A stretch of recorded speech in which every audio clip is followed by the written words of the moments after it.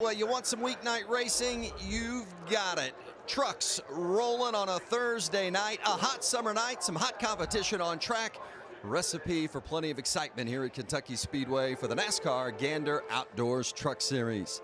Ben Rhodes returns to his old Kentucky home as the defending race winner, but tonight, well, it's a tough spot. He's on the playoff bubble. The timing couldn't be better for Rhodes to return to victory lane. With 4 races until the playoffs, drivers outside the playoff picture like Harrison Burton are feeling the pressure. Burton's within striking distance, but he can't afford a misstep. For Burton's teammate Todd Gilliland, the mountain is taller. Pointing his way in feels like a fading option. Gilliland will likely need to win to get in. Is this the night? Or what about rookie Sheldon Creed? Last year's ARCA champ has the speed. He'll start on the front row tonight. But a young driver turning speed into victories? Not as simple as it sounds. Those storylines create plenty of playoff drama, but there was big news here before the trucks even hit the track today. And for that story, here's Alan Cavanna. There was Vince. Stuart Friesen in this 52 truck. This is his backup truck, not because he crashed in practice, but because NASCAR confiscated his primary truck after it did not pass initial inspection. Inspectors, they brought a new truck to the track, the 52 team did, and what they found was inside the new truck, something they did not like was where the rear firewall and the floor connect, something they felt gave it a competitive advantage. So they took the truck. It means he will start in the back of this pack tonight. There could be more penalties in the future. We've seen Stuart Friesen do well in this race before, finished second last year. We have to see what he'll do tonight from the back of the field, Hermie. Well, Alan, Grant Enfinger has been fast all season long. They are the series points leader.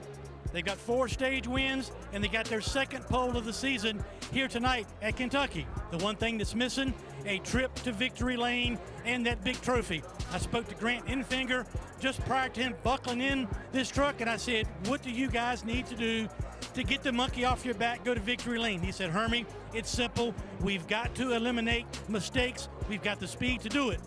We'll see if they can get it done tonight, Vince. It's going to be interesting indeed. And for Grant Enfinger, there's been plenty of excitement this season, all those things that Hermie talked about. And then after our most recent race at Chicago Speedway, Chicagoland Speedway, had a little face-to-face with Austin Hill where some words were exchanged. We'll see what tonight holds. Great to have you with us with Michael Waltrip, Phil Parsons. I'm Vince Welch. Hey, 4 races until the playoffs begin. So that means, as we indicated, the pressure's starting to heat up a little bit. Phil, these guys got to be feeling the urgency, don't they? I think without a doubt here, because this playoff race is so close here. We've got several guys in contention. Our top 4 already locked in. Grant Enfinger in 5th is pretty comfortable, but look at 6th on back. Stuart Friesen, 59 points above the cut line. Sheldon Creed all the way down 63 points below the cut line. You see Ben Rhodes in 8th, just above the cut line. He was 53 points ahead of the cut line going into Chicago. He blew an engine on lap 1, lost 40 points to that cut line. That's why now he is only 13 ahead. Each one of these guys can win, and most of them probably have to win to get in. Remember, 2 of the last 3 years, we had somebody win in these last 4 races to qualify themselves for the playoffs. It might happen tonight. Well, they're going to need it, that's for sure. And Mike, you know, we talk about some of the drama. I think the starting lineup is built for that tonight. We've got some pretty darn good racers coming from deep in the pack. No one's won a race this year, Vince, outside of a top 10 starting position. I really think that could change tonight. We've got some heavy hitters in the back. Last race out, Austin Hill was on the pole. Now he finds himself starting back in 22nd. We know how fast Brandon Jones was at Chicagoland race. From 19th up to 2nd, he'll be charging. Jeb Burton, a former winner, and you talked about Friesen having a bit of a comfort level on the playoff cut line, but he could lose some points in this week coming up. That could change his game. We know he's going to charge. We heard Alan say a bit ago that he finished 2nd in this race a year ago. He started from the back, so he's pretty comfortable doing just that. It's going to be fun watching him charge. Well, he's due. We say that all the time, right? Stuart Friesen, he's finished runner-up more than any driver who has not won in series history. So eventually he's going to have his night. Well, what a big story it would be if that night would be this night. Hey, let's get these trucks fired up. Race fans, it's time for those most famous words in motorsports. Here to give the command from the Kentucky Office of Highway Safety, please welcome law enforcement liaison from Northern Kentucky, Troy Dye. Drivers, start your engines!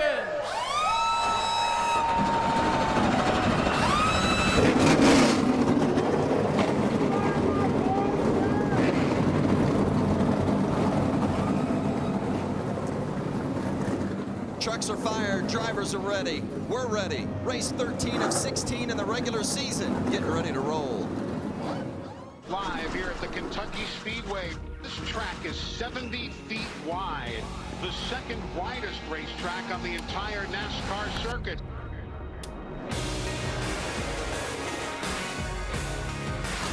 Oh, and a big crash. Oh, and there's the caution. Huge hit for Kennedy. Rhodes wins at home in Kentucky.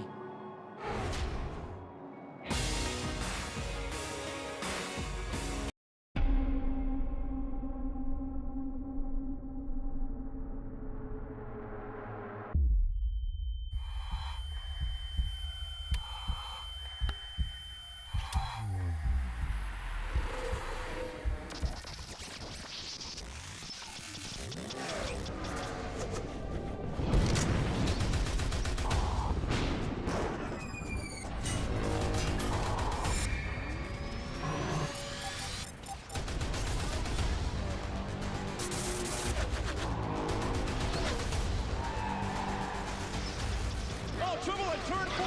Two drivers. Oh, no. And closing up to the back bumper. He looks to the inside. It's a great night to be at the racetrack.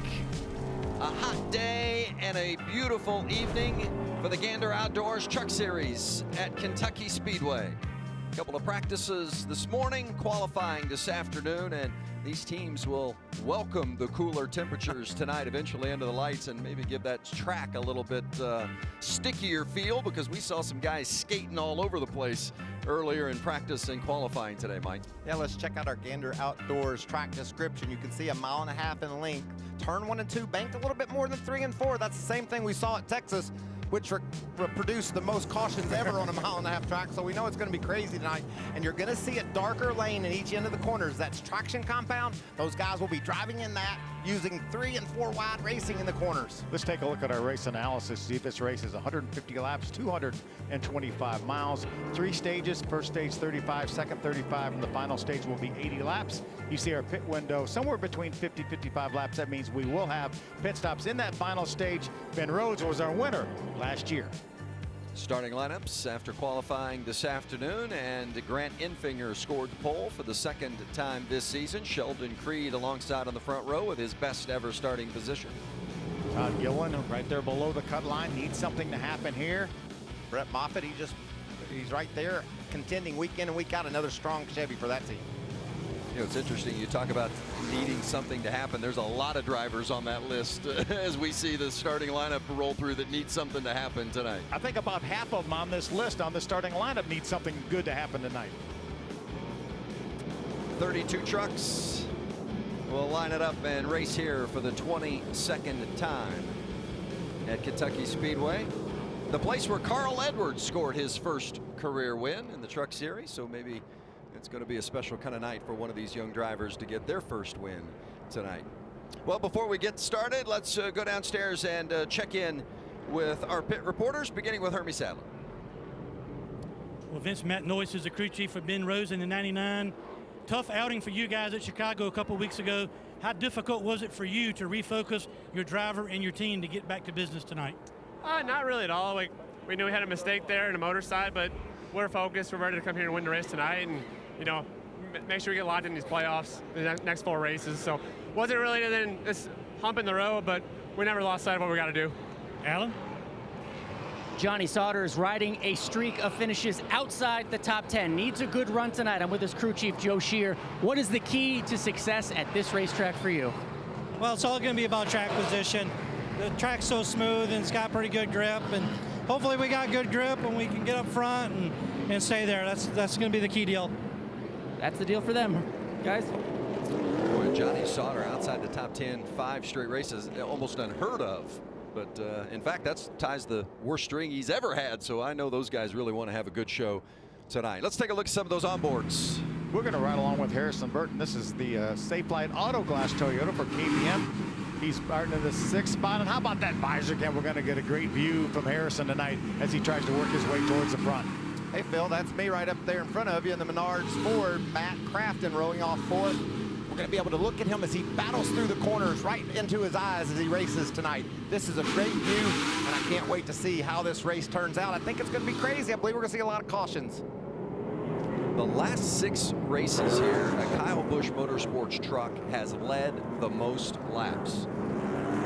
You've got Todd Gilliland starting in the 3rd spot, Harrison Burton starting in the 6th spot, and then all the way back you go to that 51 truck. You got to go deep in the field to find Brandon Jones in 27th. I'm just glad we can find that truck because it was out of control in qualifying. It looked like a backup truck was next up for him, but he was able to hang on to it. It's going to be a lot of fun watching him come from the back. Great, look at that traction laid down in those corners. The pace truck is off. Getting ready to go racing, and so great to be doing it on a Thursday night. Going to be under the lights when we finish, but right now the sun's out and we are green with Grant Enfinger and Sheldon Creed leading the way.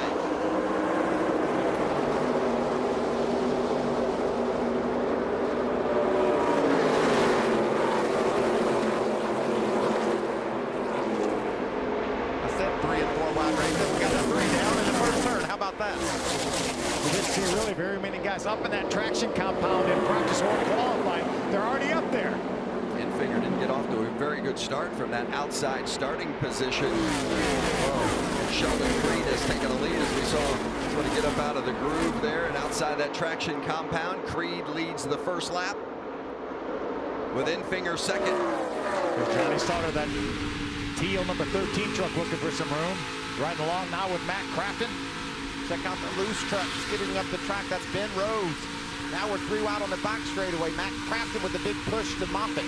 Rhodes going backwards, but it's already been a better night than he had last time we raced, because by now he was done. He was headed to the garage when that engine failed. But yeah, he's on the 2nd lap now, just about to complete the 2nd lap. A lot better night. Yeah, but certainly had his hands full as he got outside the groove. And there you see him in the middle of that 3 wide of that 99 truck. A Kentucky native, the winner of this race last year, and such a special night for him to be able to win here in front of his hometown friends and fans. Coming to Thor Sport trucks, Matt Crafton, the onboard, and his teammate right beside him is Johnny Sauter in the 13 with Tyler Ankrum ahead in the 17. And no huge surprise to see that 17 of Tyler Ankrum running up front.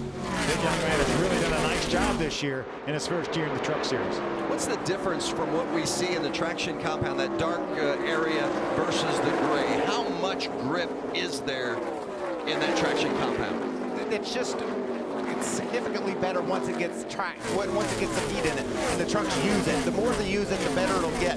So it's going to be so close to contact there off the wall. But Vince, it's interesting because these trucks will change as the sun goes down and the traction compound will change. It's going to be really key and it's very important for the driver to communicate to his crew chief what kind of adjustments he needs. There's one of the guys you talked about, the 51 of Brandon Jones, now trying to work his way underneath Austin Hill in the 16 truck. He has made a major move already up to the 16th spot. Yeah, he's picked up double-digit positions already, and as you can see, you might like that traction compound, but not everybody can fit in it. So you're going to make some moves. You're going to have to use all the racetrack here, and Jones is certainly doing that. He had one of the best trucks in practice, got a big wiggle in qualifying, and that's why he ended up starting 27th. But we knew he was going to be a player tonight come race time. I talked to his crew chief, Rudy Fugel, and he was really happy with how that truck was performing as well as how Brandon was. Obviously, that was before qualifying, and he had that big slide over there in 1 and 2. The early laps here at Kentucky Speedway with the rookie Sheldon Creed leading the way. Started on the front row, was top 5 in both practice sessions, qualified well, qualified on the front row, and has jumped out to the lead right out of the gate. And he is one of those drivers outside the cut line, and you know, we've talked about it. If a guy like Sheldon Creed would happen to win, how that would really turn this playoff picture upside down. Yeah, without a doubt, he can certainly do it. He had a 3rd place finish last year here in the ARCA Menard Series, so he does have experience here at this racetrack, just not in the truck. Look at the big movers. We mentioned Brandon Jones there in that 51. He's up 11. Stuart Friesen has moved up 10. Remember, he had to start at the back in a backup truck. Austin Hill, already a winner this season, has picked up 7 spots. What about going the other direction, Vince? Matt Crafton has dropped all the way back to the 13th position, battling alongside Chad Finley here. And this is surprising because I talked to Crafton before the race, and he was so confident about how good this truck was going to race, but he got put 3 wide and didn't get the best start to this event, so his experience and knowledge of how treacherous it can be on these starts and restarts is probably why he was conservative and lost those positions. Junior Joyner, his crew chief, told me to grab hold of my seat. He said, I'm going to do whatever it takes to win here tonight. Nice little showdown there for 7th. That's Brennan Poole on the outside in that white truck, the 30 truck, and Tyler Ankrum inside in the 17. I'm becoming a big fan of Tyler Ankrum. I know Brennan Poole's a talented racer. Got that 2nd place finish over at Charlotte this season, but man, Ankrum just gets better and better, and he's just so impressive. 18 years old and able to run on these super speedways like he does. That really says a lot for this race team too, this DGR Crossley team led by David Gilliland. Sheldon Creed, last year's ARCA champ, out front, trying to get his first career Truck Series victory. He's a long way, but he's out front. Sheldon Creed, we said before the race, he needs to win if he's going to make the playoffs, so he's off to a pretty good start. Yeah, got a lot of work to do, but he has been out front for all 14 laps so far. Last year's ARCA champ. He knows how to win. He certainly did plenty of that last year in the ARCA Series. Winning at the truck level is a little bit different. What's been the biggest transition, you think, for Creed this year that he's had to make? I think a lot of it's the aerodynamics with these trucks. They certainly rely on that downforce. They have a lot of downforce, but when you get side by side, then you lose that downforce. But he's putting some solid finishes together, though, Vince. The last 5 races, his worst finish is 12th, so he's figuring out how to get to the end of these things. Yeah, and this was a perfect start for him, Vince. He took the bottom on the initial start, cut that apron down, and really gained an advantage into turn 1. And now he's set sail. He doesn't have to worry about what you're talking about, Phil, racing side by side and getting the truck in trouble aerodynamically. I think he's going to have his work cut out for him as this night goes on, because that's going to happen. He's going to have to learn how to race tight on the bottom and see how that works out. And Tyler Ankrum's done a nice job learning how to race. There he is on the bottom, passing last year's champ, Brett Moffitt. Probably a little too tight. Moffitt didn't like it. Moffitt gave him a little shove, it looked like. Moffitt said, you really didn't quite have me cleared. And you still don't. Just looks a little slippery still up in that traction compound, and even though the name of it tells you that it should provide traction, it seems like we saw a lot of trucks really slipping around in that traction compound, especially during qualifying. Granted, that was in the heat of the day. Will it change significantly here in the cooler temperatures? Keep an eye on this now. We'll see exactly what you were talking about here. That's Spencer Davis in the 11, Jordan Anderson in the 3. Whoa, that's a little bit too wide, a little bit outside. There you saw Clay Greenfield making his 2nd start of the season in that 68 truck. He got a really nice view of that craziness, didn't he? Sure did. Nice run for Jordan Anderson over the course of the last month and a half or so. 6 straight finishes inside the top 20. That team, the number 3 truck there, how far that team has come since its inception in the series. Boy, in this battle, it continues to heat up between Ankrum on that inside and Brett Moffitt on the outside. That's a great illustration. You saw Moffitt up there in the traction compound, the 17 of Ankrum down below the traction compound, and it looks like the traction compound won out on that instance. Yeah, and I think we're going to see that more and more. I think these guys, as their tires get some heat in it, they run up in it, get a lot of trucks in it. It could be an advantage to be on the high side. And Matt Crafton off to a poor start in this race. Remember, he started 4th and just complaining about being far too loose to start this race. And it's really surprising. This is a Matt Crafton type of racetrack. He has 8 straight top 10s here at Kentucky, including a win. But to start this race, just too loose and heading the wrong direction, guys. Well, they don't write you that check for lap 20, and they write it for the last lap. And Crafton has a way of being there at the end, that's for sure. He's on a 10-race streak of top 10 finishes, and my guess is before we're done tonight, he's going to be there in the top 10 somewhere in the mix. Junior Joyner, his crew chief, can't believe it. Midway through stage 1, it's been all Sheldon Creed. Sheldon Creed continues to lead the way, 26 laps in here at Kentucky Speedway, the Gander Outdoors Truck Series. Working our way toward the latter stages of the regular season. After tonight, just 3 races remain to position yourself for one of the 8 playoff spots. Creed currently on the outside looking in the playoff picture. And as we wind down here in stage 1, let's get some updates from pit road, beginning with Hermie. As you mentioned a little bit ago, Sheldon Creed really has shown the ability to go fast. That's not been the issue. The issue has been finishing these races. He's 63 points below the playoff cut line. He finished 11th in the last race in Chicago. First truck start here, but he does have some ARCA experience. And earlier today, he was the first truck that got up in the traction compound that started finding a lot of speed, Vince. Well, and a problem for the 16 truck of Austin Hill, who won our season opener at Daytona. He's got him a playoff spot, so this isn't damaging to his playoff hopes per se, but certainly a disappointing set of circumstances with Hill having to come to pit road, Alan. Yeah, and Austin Hill came over the radio, said it just started to lose power. The gauges and everything look fine. The hood is up, as you can see. As now they're going back, they check the plug wires. We're going to go see what they did. You know, we talk about the fact he has a win, so he has a spot in the playoffs, but the points are big because you get some points for the playoffs as well, depending on where you finish in the regular season point standings. And every point matters, and you know, whether it's a stage point in this race or a points at the end of the regular season. Yeah, you get 5 points, 5 playoff points for winning a race, which is what Austin got. You could hear that engine not sounding very well, by the way, but you get 5 playoff points for winning a race. Well, if you're the regular season point leader, you get 15 points. That's the equivalent of 3 wins. You get 10 points for second, the equivalent of 2 wins. So it's so important, those end of the regular season points.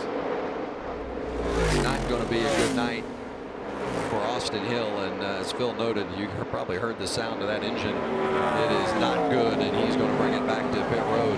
They won't be able to beat minimum speed with an engine running like that, so that's going to probably spell the end of Austin Hill's evening. The late laps here in stage 1. You see 4 laps remaining here in this initial stage.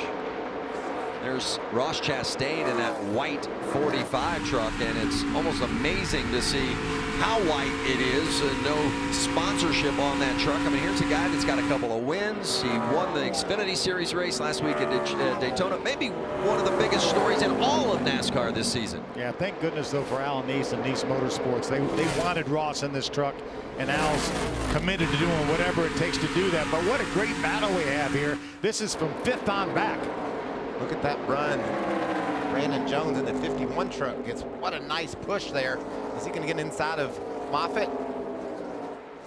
Remember, Jones started all the way back outside the top 25 tonight, and there he is running inside the top 10 now in that 51 truck at the back of that long, or that 4-truck line. It's Chastain in 5th, and then Harrison Burton, Brett Moffitt, and the 51 of Brandon Jones, who's running double duty this weekend, of course, full-time in the Xfinity Series. Stage points available right here for these guys here. Just a couple laps. 10 points to the winner of the stage, 1 point for 10th. You can tell how important it is. These guys are battling it out, trying to grab a spot inside the top 5. Again, Jones is loose off the corner. Moffitt hops to the bottom. He's going to make that pass. Yeah, that loss of momentum for Jones cost him that spot. He made the pass, got a little bit loose, had to jump out of the throttle, and Brett drove right by him. Well, if you have to just even burp the gas a bit, they go right by you with that momentum. And look at Harrison Burton all over the back bumper of Ross Chastain for 5th place. Harrison's in pretty good shape right now to get some good stage points. Right now, the guy above the cut line, Ben Rhodes, is running in the 15th spot, so he's obviously not going to get any stage points for this first stage. Sheldon Creed wins stage 1 here at Kentucky. And a good battle for 5th with Ross Chastain and Harrison Burton. 5th and 6th. Can Burton manage to challenge Chastain? No. Ross Chastain takes the 5th spot. And Johnny Sauter claims that last stage point, 10th place. Matt Crafton back in the 12th position. One of the strongest trucks in practice this morning. He struggled during this first stage, but I'm interested, Phil, to see what this track does, what adjustments the crew chiefs make, and understanding as that sunset with the traction compound, this place could change a lot. Yeah, it's still hot right now, and the sun's still out too. That's going to change here shortly. Well, the 11 of Spencer Davis will get the free pass. And Sheldon Creed, who opened the 2019 season with a stage 1 win at Daytona, hadn't won a stage since until just now. His second stage win of the campaign. How about Grant Enfinger finishing second this stage? That's the 15th consecutive stage that he's finished fourth or better. Wow. 15 in a row. And that's why he's the points leader. Exactly. He just points him to death. With a lot of speed. He sat on the pole, and he just does a nice job working with the team and getting the adjustments he needed. It'd be interesting to see how this night really plays out. We talked about track position. Do you get 2 tires? Is that a move these crew chiefs might make here in order to get toward the front? We saw Creed up front just drive away from the field. I know those crew chiefs are thinking about that strategy. The last 3 years, the final pit stop was either no tires like last year for Ben Rhodes, or 2 tires the 2 previous years to win the race. Well, other than Austin Hill, who came in with that problem and to raise the hood, we've not seen trucks on pit road yet, but we're about to. Led by the leader, Sheldon Creed, making his way down pit road and bringing a long line with him. Hermie Sadler is there for Creed. Vince, he loves his truck in turns 1 and 2. He's wide open, a little bit tight in 3 and 4. They'll make an air pressure adjustment. 2 right side tires only for the 2. The 98 of Grant Enfinger. His truck is a little bit on the tight side, sliding the nose center out. They'll make a track bar adjustment. 2 tires also for the 98, Alan. Rookie Tyler Ankrum is on the bottom of your screen. He had a great first stage there, finished 4th, drove his way up, but he's complaining about a weak engine. Despite that, the crew chief Bono Mannion said, we'll take some tape off, don't worry about it, do not slow the stop down. 2 tires for Ankrum. And how about Grant Enfinger's crew getting the 98 off pit road first? By a fender. Started the race on the pole, but didn't lead a single lap in that first stage. But Enfinger's going to have another shot at it with a restart to begin stage 2. 1 stage down, a couple to go. We're going to come back with stage 2 from Kentucky after this. Back here at Kentucky Speedway, the Gander Outdoors Truck Series. Oh, what a beautiful evening.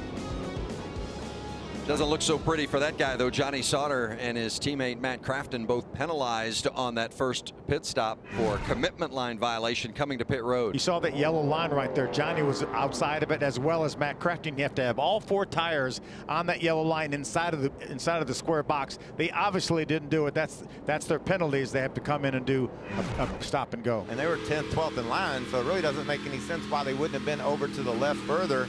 I know these are experienced veterans. They know where that line's at, and they know that you have to be on it in order to pit.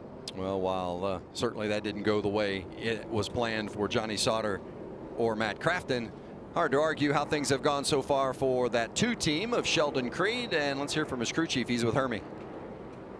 Yeah, Vince, Doug Randolph is a crew chief. It's been solid all day. You guys have been fast in practice, qualifying, and now the race. The question is, how's this track going to be different with this traction compound, and does that change the way you approach things as we get later in the race? Well, it definitely changed practice today, and Sheldon's done a great job adapting to it. Guys are doing a great job. You know, we just have to win to get in. So tonight is about taking the chances that we feel necessary to try to win a race. What kind of changes did you have to make on this pit stop to give him what he needed? Well, we just did 2 tires. Just going to let the track cool off a little more and see what we got. There he is. So far, so good for the 2. He'll roll off second on this restart. Well, he talked about taking 2 tires. The top 9 all took 2 tires. So the first with 4 would be Ross Chastain in the 10th spot.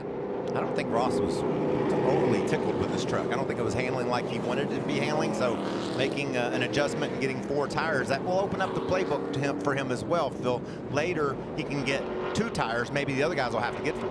And as you look on the left-hand side of the screen there, our playoff picture as it currently stands. But Ben Rhodes and Harrison Burton, just 4 points separate those 2 for that 8th and final playoff spot. Yeah, Harrison got some points in that first stage. Ben did not. And Ben put 4 tires on where Harrison only put 2 tires on. So that's why they're separated now by about 7 positions on the racetrack. And the driver that's not listed there would be just beyond Todd Gilliland, Sheldon Creed. He's led 36 of the 40 laps, so we can expect to see Creed maybe throw a wrench in the picture here before it's all said and done tonight. We said at the top of the show, Vince, a lot of things can change here, and it could change in a hurry tonight. Well, this is the way we started the race, with Grant Enfinger on the outside, who was the pole winner earlier today in qualifying, and Sheldon Creed on the inside. But it was actually Creed who got the lead on the initial drop of the green flag. We'll see how it plays out here in the restart. You would think that outside line would be the preferred line.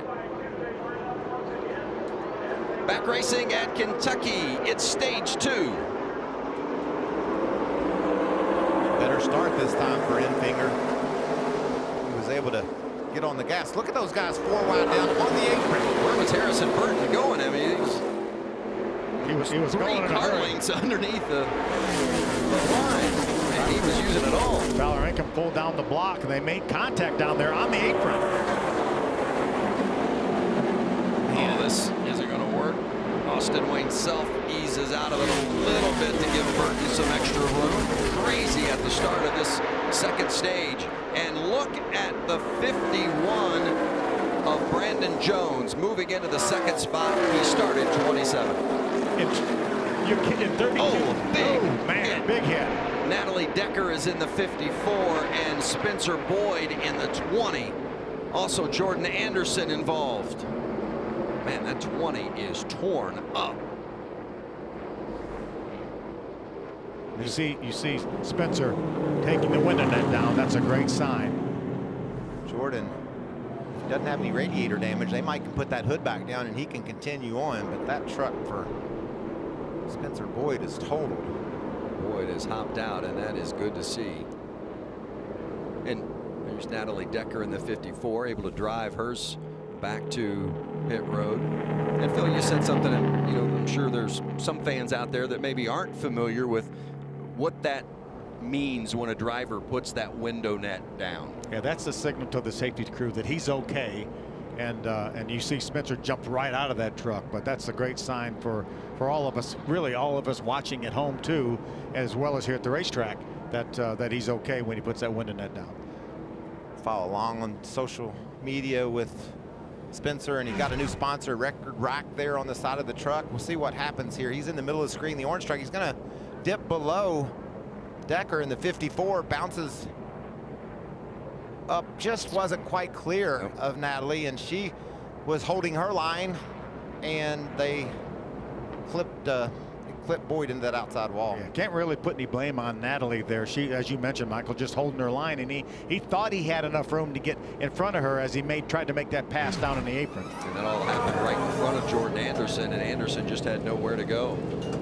Yeah, and you can see the fluid running from beneath that truck. So my fears of the radiator being damaged, I think, is going to be the end of Jordan Anderson's night. You mentioned it earlier, Vince, a string of top 20 finishes for this young race team, and really getting better and better week in and week out. And unfortunately tonight it ended early. It's going to be a big break for Matt Crafton and Johnny Sauter, who had to start at the tail end of the field because of that penalty on the pit stop. First caution of the night due to incident, and it involves the 20 of Spencer Boyd and the 54 of Natalie Decker, the 3 of Jordan Anderson. Teams getting ready to get back to work after the All-Star game, and on Saturday on Fox, got a World Series rematch between the Dodgers and the Red Sox. Or other regional action includes the Giants and the Brewers, the Nationals and the Phillies. All start 7 o'clock Eastern on Fox and the Fox Sports app. Fans here enjoying a beautiful night at Kentucky Speedway in tiny Sparta, Kentucky.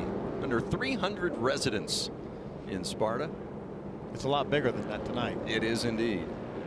See Johnny Sauter there. Phil, you talked about him going to pit road with that penalty, and that team narrowly avoided disaster in that huge crash with Spencer Boyd. Yeah, he and Matt Crafton had to restart at the tail end because of that penalty on pit road. Look at the damage to Johnny's, and it could have been so much worse.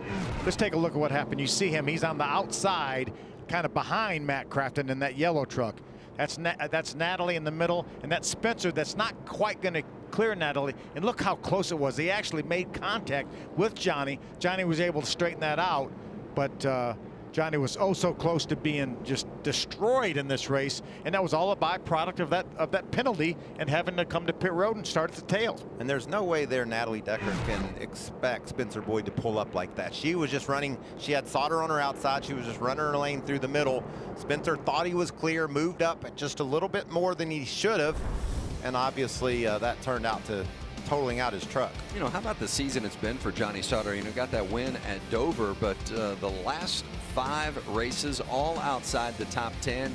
Had that incident at Iowa in which he and Austin Hill had that on-track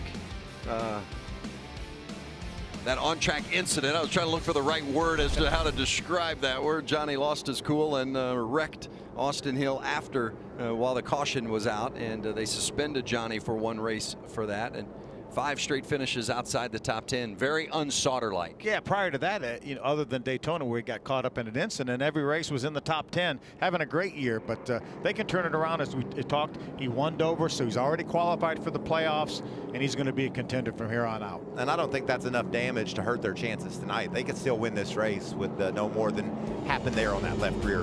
Well, they dodged a bullet, that's for sure. Mike, I think you said you were hungry. I think you got a PB&J coming your way. We'll put together a hit. That baby's gonna make us some money. If you're gonna make an album, you needed those 6 people to do it. One of those guys was gonna win the race every Sunday. We had to be good. We had to make the sailor look good. None of us could sing. I didn't think I could sing very good, but I could make noise. I don't even remember. It was such a flop. It didn't go platinum, it went plastic. I think they've kept it hid, so that saved their reputation all these years. Oh, what a great show. Looking forward to seeing that, that's for sure, coming up on Wednesday night. Yeah, you got to check that out. Buddy Baker singing a bowl of butter beans is worth your time, I can promise you. Well, the one they had this week, This Racing Life, about that young lady, McKenna, was a terrific little short. Yeah, our folks do a great job as part of Race Hub and our Behind the Wheel series. You know, we're going to see all this dust being blown off the racetrack. Reminds us that we're going to be going to Eldora before too long, and they'll be treating the track with a little different equipment. Yes, slinging some mud. How quickly has that become one of the favorite spots on the whole Gander Outdoors Truck Series schedule? And we've got some great races coming up, diversely different racetracks. We're here at the 1.5 Miles of Kentucky. We're going to go to the Triangle in Pocono, and then there she sets, Phil. I don't think we can compare any one of these 2 racetracks. I mean, Kentucky 1.5 miles, Pocono's 2.5, Michigan 2. Well, that sounds all the same, but it's not even close. In Bristol, that's certainly an animal of its own. And then we have the road course in Canada. And of course, between Michigan and Bristol, that's the cutoff, the regular season finale at Michigan and the playoff opener at Bristol. Well, one of the big, excuse me, Mike. Go ahead. I was going to say one of the big stories tonight has been the performance of the Brandon Jones in that 51 truck. Started 27th, and he sits P2, Hermie. Yeah, and Vincent, the one thing that Brandon says he cannot figure out is qualifying with these trucks. You know, he says he goes out, he thinks he holds the gas down. A little bit concerned, or maybe he has something to learn with the line he needs to run around the racetrack, line sensitive, but his truck is shattering the right front tire in turns 3 and 4. They adjusted that, put 2 right front tires on it, and he is driven from, you know, the back of the pack. These guys qualified 27th all the way up to 2nd. So just think if he could qualify out front, he'd be a handful. Well, he's been a handful already. The same thing at Chicagoland. Started back in the 19th position. This is a story I want to follow. We saw Sheldon Creed, and we know he's inexperienced, especially on these high-banked fast tracks. He's now going to restart in the 4th position. How can he maintain? How can he gain a spot or 2, get back out front, and continue dominating this race? Or in traffic now, does he lose positions? Doug Randolph, the crew chief, they elected to make no changes because that truck was perfect out front. He drove off to a huge victory in that first stage. It's going to handle wildly different now, Phil, with other trucks in front of him and around him. All these drivers will tell you that clean air is king. Right now, he doesn't have it. He had it for the first 35 laps of this race in that first stage. Well, and how about the 24 of Brett Moffitt, last year's season champ and the winner at our most recent race at Chicagoland. What's going on in that 24 camp, Alan? He's running well right now, but you just saw the truck behind him, the 4, kind of swerving. We see drivers do that all the time, clean off their tires.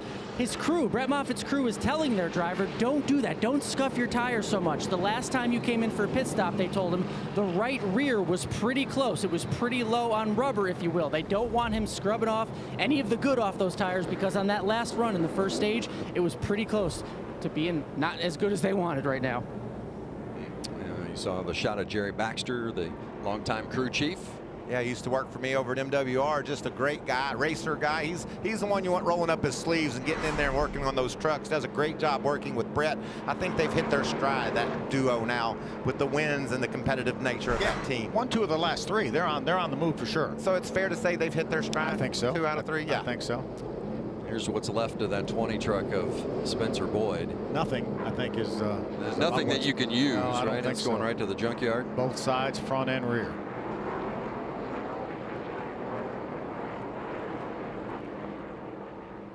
Getting ready to go back green here in stage 2 with Grant Enfinger on the outside as the control vehicle, and that's Brandon Jones inside. You know, Hermie reported they were trying to figure out exactly what line he should run and so forth.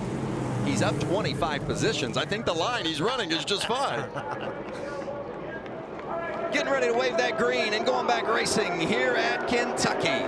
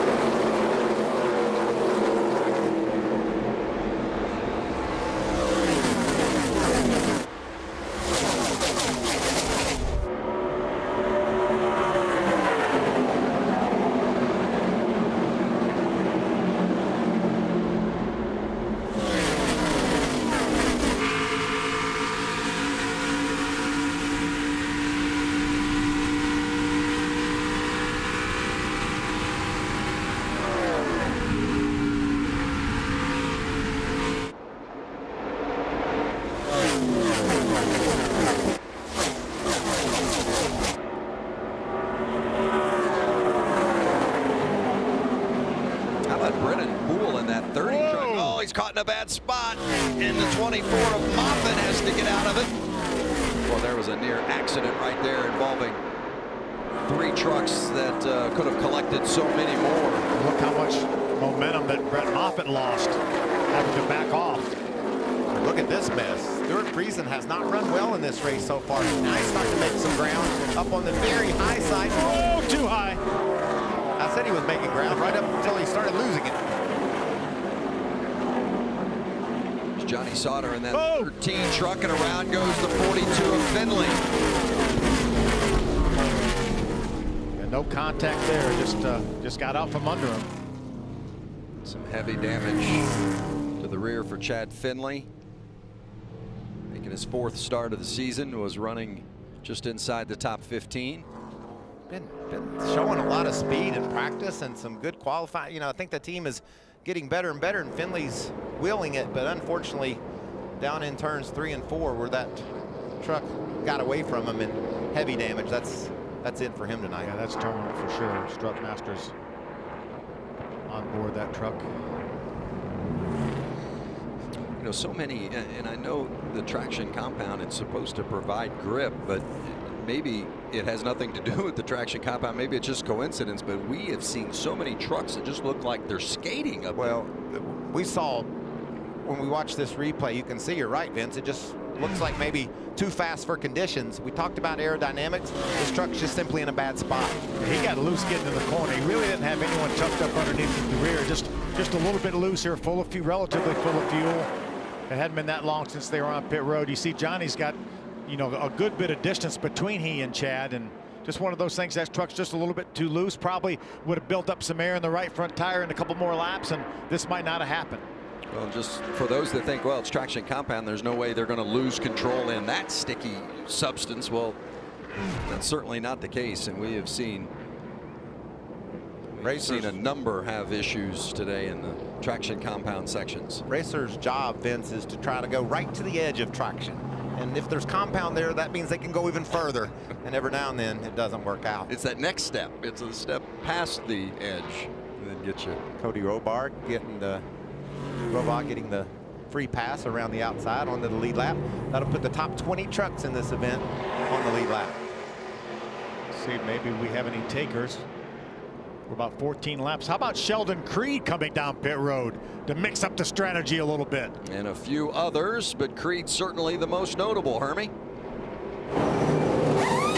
Chief Doug Randall say just a couple moments ago, we have to win. That's more important to them than a stage win or possible stage point. So they're going to come in, get their service done. They like the balance of the truck, but an opportunity to get 4 tires and top off the fuel out. Tyler Ankrum in the 17, really having a good run. It's just not having good restarts. They've been coaching him on that, how to better approach them, how to get better restarts, maybe leave a little more of a gap when those restarts happen. But 4 tires for Tyler Ankrum. Again, having a good night, a lot of speed. Just have to improve when they race towards that green. Oh, and there's a bad sign. The 4 of Todd Gilliland with the hood up, and not just the 4, but also maybe issues for the 99. Last year's race winner here at Kentucky, Ben Rhodes. Hopefully it was maybe just an adjustment under the hood, not a situation with the engine. You saw them adjusting on the rear. Maybe it was adjusting on front and rear. I mean, what's going on with Todd Gilliland?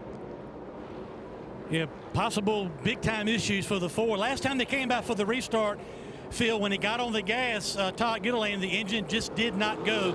And he's been saying for the last 4 or 5 laps, he felt like it was down a cylinder or even maybe a plug wire off. We've seen some of these issues with other teams over the course of this season. But we'll follow up and see if they've got it back up to 8 cylinders. But certainly a lot of track position lost for Todd Gilliland. Oh, it doesn't sound good either, Hermie. It's definitely missing down a cylinder as he leaves pit road there. So the team obviously evaluated what they have and what their options might be, but that's not good. Yeah, we've had a number of issues this year with plug wires.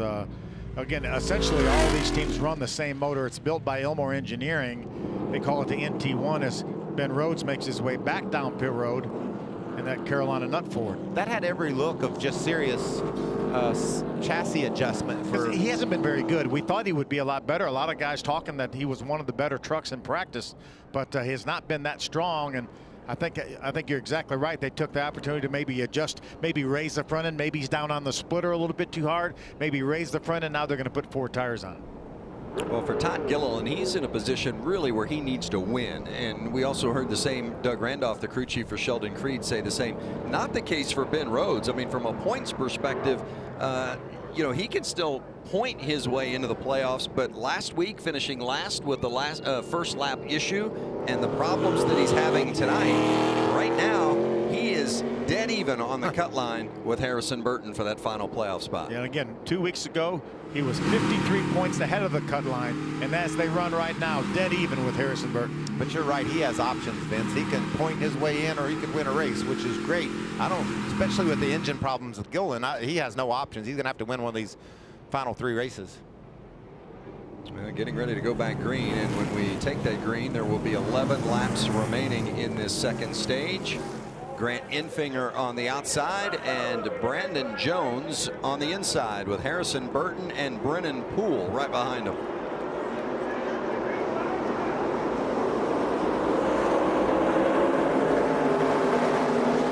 Chastain taking a look and going to the bottom. Side by side with Harrison Burton, and near contact with Burton's right front, and now Burton goes around and he's going to collect the color. Johnny Sauter's in that. That was the 12th truck as well. Looks Johnny Sauter kept going, maybe minimal damage maybe to Johnny's truck, but not so fortunate for the 12 of Gus Dean. I thought there was a lot of contact by Johnny Sauter. That's Josh Balicki there in the 34. It all started right here with the 18 truck. Harrison Burton got sideways. They were very close. He and Brett Moffitt were very close in that corner. I'm not sure that you see a little bit of damage to the left front of Harrison's truck. Anytime you spin in the middle of a pack and that's the only damage you get, I believe they can pull that out and maybe still be competitive with that truck. Burton was running just inside the top 5, and the 12 of Gus Dean was in the 9th position. Watch the replay. It's side by side for Ross Chastain and Harrison Burton on the restart. Chastain in the white 45 will dip way below the line, and side by side go he and Burton, and ultimately that leads to Burton, I think, getting a little too loose right there with Brett Moffitt. But he had Brett there, and Brett probably didn't realize that they were 3 wide at that point. You see the contact there from the 12. I think Sauter got through there clean. I think he did too. You see the 34 of Balicki also made contact. That's just an aggressive start by Ross Chastain. We see it all the time in the Truck Series, 3 and 4 wide on these starts, and Harrison just ran out of room, was on the inside of Moffitt. Truck got loose, and Johnny Sauter, I'm not sure he made any contact or lost some track position, but that's maybe about it. I think initially maybe right there he ran into the back. You could see the hood buckle up a little bit. Yeah, he ran into the back of Gus Dean, and like I said earlier with Jordan Anderson, if he doesn't get into that radiator, I don't think there's enough damage where it's going to cause Johnny much problems. They'll have to work on it, but hopefully that's the only issue. Harrison Burton coming in to have that left front undressed. How serious does it look, Alan? Well, that's what they're trying to assess right now. They're going to put 4 tires on it and look at the damage on that left front. It was interesting. Before that restart, Harrison Burton came over the radio just begging for his spotter. There's only so much a spotter can do, but just saying, don't get me 3 wide. Don't get me 3 wide. Almost knowing what would happen if he went 3 wide, and we saw what did. 24 also on pit road, checking for damage. And the 13, we saw a little damage there get into the 18. You can see crewman underneath the wheel well right there, the Bondo tape. Going, trying to fix the front, slamming down the hood, just trying to salvage whatever they can. Another disappointing week for the 13 at the moment. Yeah, that's a lot more damage to Johnny Sauter's truck than I initially thought. You know, what about the Kyle Busch Motorsports team? What's happened to them here in the last few laps? An engine problem on this Ford truck of Todd Gilliland, and then the spin from Harrison Burton that has caused damage to the left front of his truck. Let's ride on board. He said, don't give me 3 wide spotter. Well, Ross Chastain says, I'm here. And he grabs that line, and it just put Harrison just too close to Moffitt, and it just simply spun him around. Is that just, they're kind of racing, you have to lay out there on a restart bike, or is Chastain being maybe a little more aggressive than need be? That's trucking. That's the way these truckers race. We saw it a couple of weeks ago in Chicago with Austin Hill and Grant Enfinger, how 4 wide and how aggressively they were and how they race. That's just life in the truck series. You cannot not expect to be somebody dive in on you and try to swipe those positions, especially on a restart, because things are all tightened up. We didn't have any cautions in stage 1, and here we are in stage 2. The longest green flag stretch we've had is 3 laps since you look at Kyle Busch. I was selling cautions pre-race. We go through that first stage. People are like, Michael doesn't know what he's talking about. Well, this is what you get. This is the way these guys race, and this place is conducive for going 3 and 4 wide. And that generally means trouble. That was a big break for Todd Gilliland. I think they came down the pit road and tried to repair that problem possibly. I saw one of the engine guys with a plug wire. I think they were going to try to ride it out. They didn't have time on the previous caution. We're going to try to ride it out to the end of the stage where they had time to work on it. But this caution gave them time to work on it now. Hopefully he has that thing fixed, and then he'll be good to go. Yeah, it's been a tough night so far for 2 of the 3 Kyle Busch Motorsports trucks. And as fate would have it, the other one's leading. Yep. Who started 27th, we might add.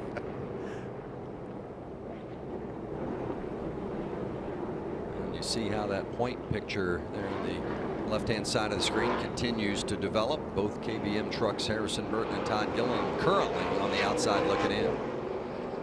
How about Ben Rhodes, Hermie? Yeah, Vince, we saw the 99 on pit road a couple times with the hood up. I can confirm that the issue under the hood was not engine related. The crew chief Matt Noy said they were changing the wedge or putting wedge into the front of the truck. They were trying to change the manner in which the sway bar loads going into the corner. You guys may want to add on that a little bit, but drivability is not what Ben wanted, so they wanted the sway bar to load earlier on entry into the corner, especially turn 3, to give him a little more stability into the corner. Yeah, just as you guys suggested, you thought maybe they were making a chassis adjustment there on that 99, and it wasn't any sort of an engine issue. And that's what everyone says is the trouble spot on this corner. The challenging part is getting into turn 3. As Harrison Burton said, it's like you're going into a parking lot. It looks so flat when you get down there to turn 3. Well, let's try it again, boys. Double them up and see who can get that big run. We saw what Chastain did on that previous restart when he got that nice launch and was inside of Harrison Burton before they got to turn 1. Now Chastain's down on the inside behind Grant Enfinger.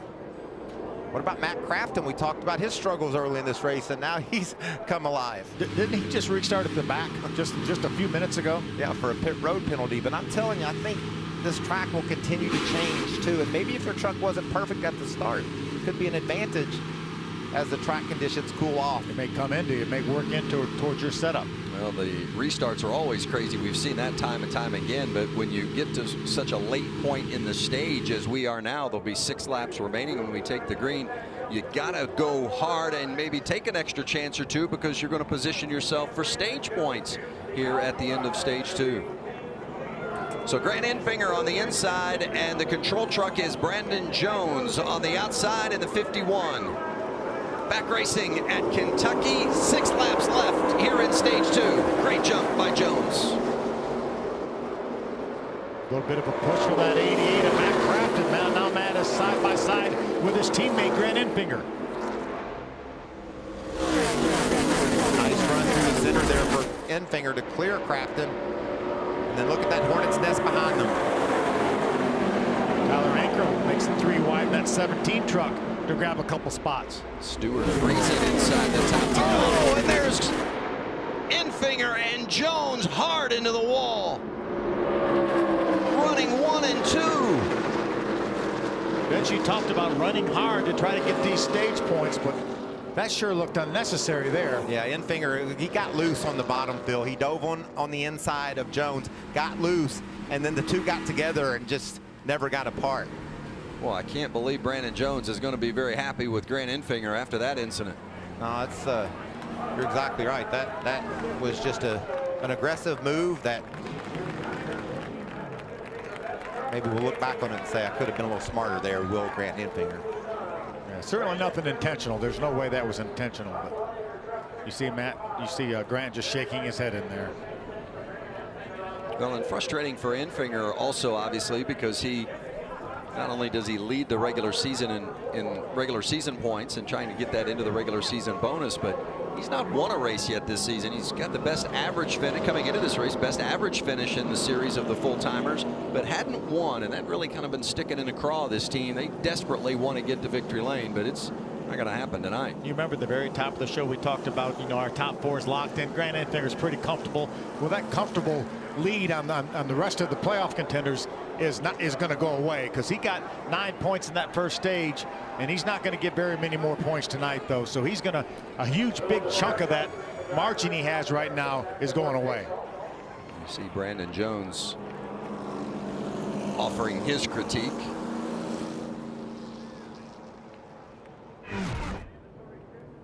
You see right there, Phil, he just got loose down on the bottom, but that actually, I think Enfinger got loose even before that, entering the corner, and they bumped, and then it just right here. He's down out of that traction compound. Brandon Jones is in the traction compound.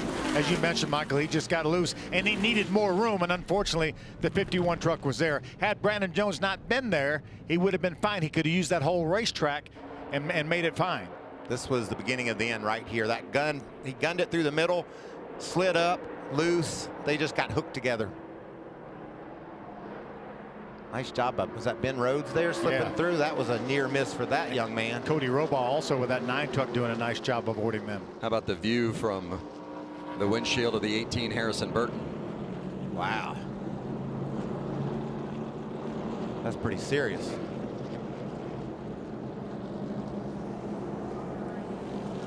Brett Moffitt was right there as well, so he was thankful he didn't get caught up in it. It's amazing. We have the 2 trucks racing for the lead right after a restart crash, and there are only 2 trucks involved.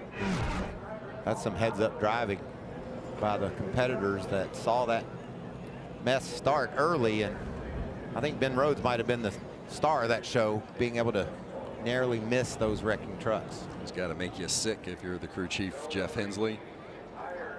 And of course, Rudy Fugel, the crew chief on that 51. So back-to-back races now for the 98 and problems. This was the most recent race at Chicagoland, and Austin Hill got up underneath him, and Enfinger didn't really like the way Hill took the air off his truck, and they had words afterwards.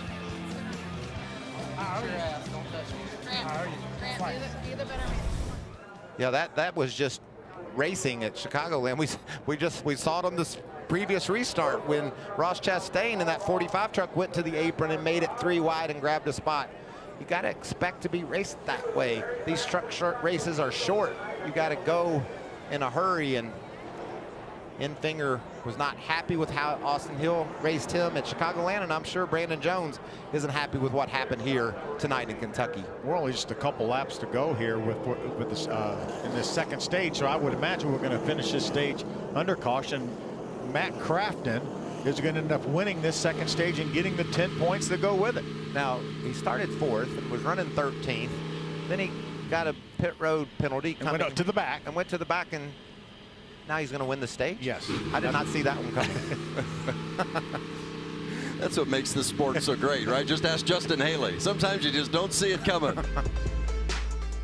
Coming back to Kentucky Speedway, it is a beautiful night, even though some of the racing maybe has been a little less than pretty.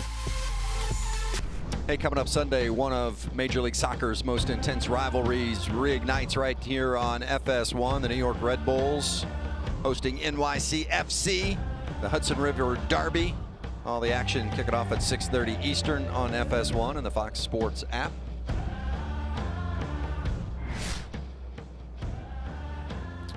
What a beautiful night here in Sparta, Kentucky. Kentucky Speedway, the Gander Outdoors Truck Series. Great to have you with us tonight, and it's been an eventful kind of 2 completely different stages. Stage 1 was event-free, and then Stage 2 has been everything but. It's been, in fact, the longest green flag stretch we had in that second stage, 3 laps. I couldn't believe that, but that is true. Several times 3 laps, but that was it. Matt Crafton credited with his 3rd stage win of the season. I don't think he won a single one last year, did he? 0 stage wins last year for Crafton. But, you know, they've had such a good season. I mean, they've done everything but win this year for Matt Crafton, that 88. But don't you, I see him running more 7th than 10th than, you know, 2nd and 3rd up toward the front. So his average running position in this race, in fact, is 12th. He won this stage with an average running position of 12th. So that team still needs speed, but they felt really confident about the way this truck ran earlier today in practice and that they would be a contender. And we saw the concern on Carl Jr. Joyner's face early in the race about how they were performing, but that's certainly gone now as they feel good about this truck. You had a runner-up finish at Texas on 1.5 miles not long ago. Another one of those racetracks with different ends like this one does.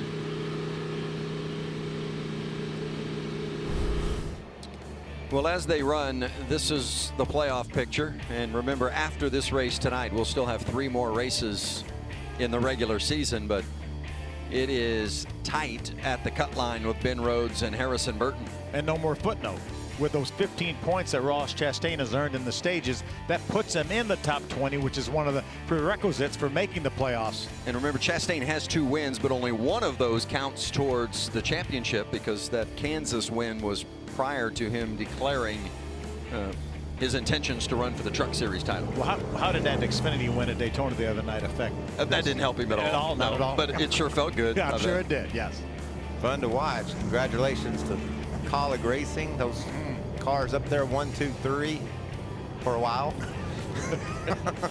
Matt Colleague, I heard him say, I don't care what happened afterwards. I got a picture of our cars finishing 1, 2, 3, and that's what I'm going to call it. That dreaded post-race inspection. Yeah, that didn't work out for him. But they got Johnny Sauter's truck before the track even opened for practice, or not Johnny Sauter, but Stuart Friesen before track even opened for practice today. So Friesen's in that backup 52 truck. It just wasn't inspection, period.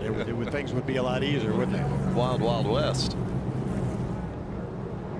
Brett Moffitt down outside the top 10 here at the end of this stage. I think they got some issues with the lineup.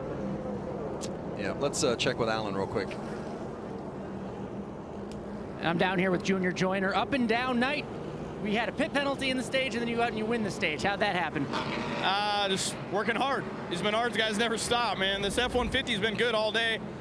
I don't know what happened in the start. I thought we had a tire going down. It was unbelievable, but Matt's done a heck of a job. Hedleski on the roof. All these guys are working their butts off, and there's no quit in this team. So I know we got a good truck. I just got to get them back out in the lead right now. That's all we got to do, right? They're coming in for a pit stop. He told me before. They need to get some laps to know how good they are. Yeah, shout out to spotter Jason Hedleski there. It's a team effort. Driver, spotter, crew chief, others over the wall.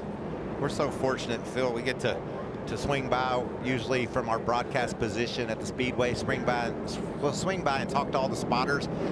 They're quite the characters up there on that roof, and they all certainly want to get along and work everything out, but there's sometimes a little bit of tension up there when your driver gets involved in a crash with another driver. There you can see the spotters here at Kentucky Speedway. It wasn't that long ago when they were talking about throwing one of the other spotters off the roof, if I'm not mistaken.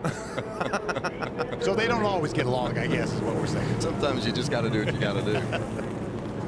Well, finally, pit road is open, and here they come, led by the Stage 2 winner, Matt Crafton. We'll go to Hermie first. Well, Vince, Ross Chastain is up to second. His truck's been a little bit on the loose side. He has asked him to take a spring rubber out of the right rear spring. We'll see if they take the time to do that. Having trouble with the right rear. You see the changer going in for that. So they make that adjustment. 4 tires and fuel for Chastain. Alan. Another surprising run for the 15 of Dylan Lupton in the middle of your screen. Remember, just back in Chicago, he made his debut for this team and ended up with the top 10 trying to do that again. On the bottom of your screen, Matt Crafton came in for fuel only. Interesting call there for the leader. They want to keep that track position, guys. Boy, Dylan Lupton nearly got T-boned by Mason Massey there. Massey got on the brakes and really cut Lupton a break. Hermes with Grant Enfinger. Yeah, Grant out of the infield care center. Solid day for you guys to start out with. Turns sour tonight. What happened? I mean, I just screwed up. You know, lost a little bit on that restart, then got a big suck down the back straightaway going into 3, and I got separated enough. I felt like to clear him and go ahead and slide up there, and just didn't all the way clear him, and then just lost my air and wrecked it. Can't really run side by side. You see right there, I just lost my air right there. That was all on me.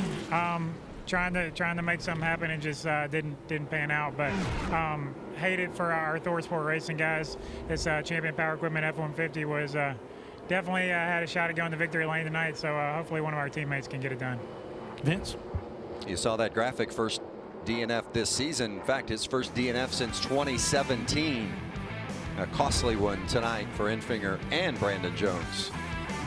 The top 5 stayed out on track, did not pit. 6th through 10th took fuel only. So some different strategies as we get ready to begin the 3rd and final stage. There will be 75 to go, about the halfway point. Wish them luck, Vince. I mean, this is a mixed up lineup right here. Guys that didn't pit at all, no tires on some of the trucks. Well, it's just been crazy. I mean, that stage 2 and the restarts have just been unbelievable. We expect that, but some of the carnage that has been created, something else. That's Brennan Poole on the inside. Tyler Ankrum, the lead truck on the outside. Back racing the final stage at Kentucky. We got Ben Rhodes jumping in the outside of Harrison Burton. Rhodes going to try to make it 3 wide. Crafton loose.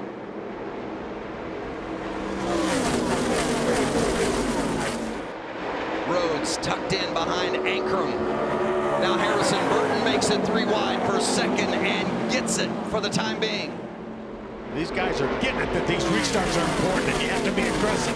What a great move by Harrison Burton. Saw Ankrum running through that speedy dry and kicking up the dust.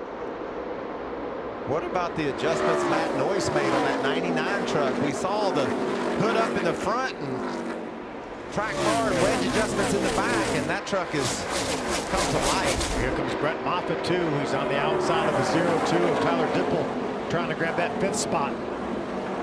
What about Tyler Ankrum? We talked earlier about him needing to figure out how to nail these restarts. Well, he did it. Let's check that box. What a great job this young man's doing.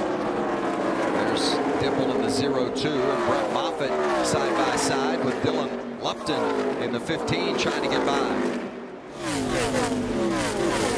Tyler Dipple's hanging tough there on the inside of Brett Moffitt. Brett should have the advantage, and he does as they get down to turn number 3. That's for 5th. What about Lupton? We hadn't seen him around a while. He top-10'd at Texas. What a great run by Lupton again, and you guys mentioned it. He's going to run 6 races with that DGR Crosley group this season, and he'll be back in the truck at Bristol, then Vegas, ISM, and Homestead. Yeah, I said Texas. I bet Chicago, man. He hopped in that truck, got a top 10 there, and running well again tonight. Moffitt has some clean air now. He was able to get by the 30 of Brennan Poole to move up into the 4th spot.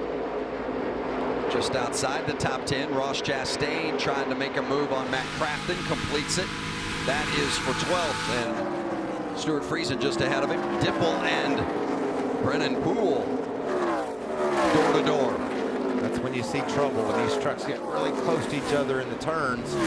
You can see Dipple's got a nice run there off the corner, gets loose. Okay, Brennan Poole gives him plenty of room in the corner, but then side drafts him down the straightaway. And just behind that 15 truck of Lupton, as Dipple has to gather it up, is Sheldon Creed, who's led the most laps tonight.